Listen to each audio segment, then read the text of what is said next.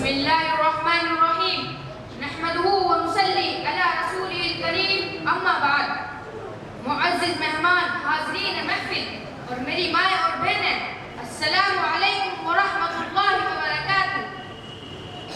دل میں خوشیوں کا پھر پیغام آ گیا. مبارک ہو مومنوں، پھر سے رمضان آ گیا. پیارے ساتھیوں، آپ سب کو رمضان مبارک کی رحمتیں، برکتیں اور نعمتیں بہت بہت مبارک ہو.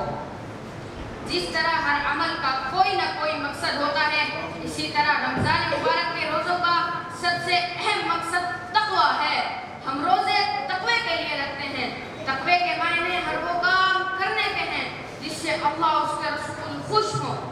اسی طرح تقوی کے معنی ہر اس کام سے بچنے کے ہیں جس سے اللہ اور اس کے حبیب صلی اللہ علیہ وسلم نے منع فرمایا. جاننا چاہتے ہو تقویٰ کیا ہے؟ آئیے میں آپ کو بتاتا ہوں.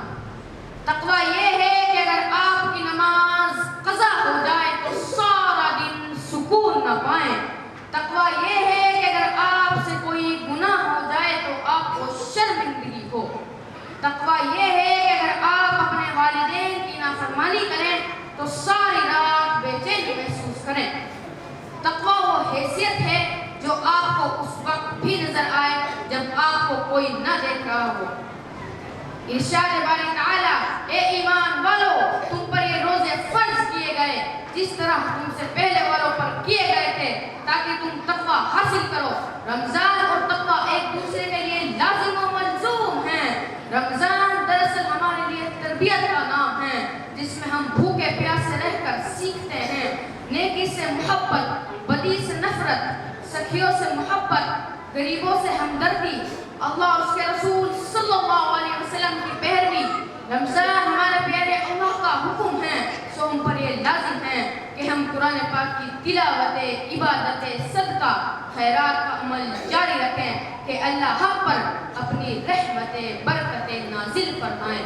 میں بندہ ہوں اسی کا، وہ سبھی سامان دیتا ہے. میں بندہ ہوں اسی کا، وہ سبھی سامان دیتا ہے. بخشنا جب وہ چاہتا ہے ہمیں رمضان دیتا ہے. روزے کا ہے تقوی سے ایک انمول سا رشتہ. بچانا جب وہ چاہتا ہے ہمیں رمضان دیتا ہے، ہمیں رمضان دیتا ہے. شکریہ.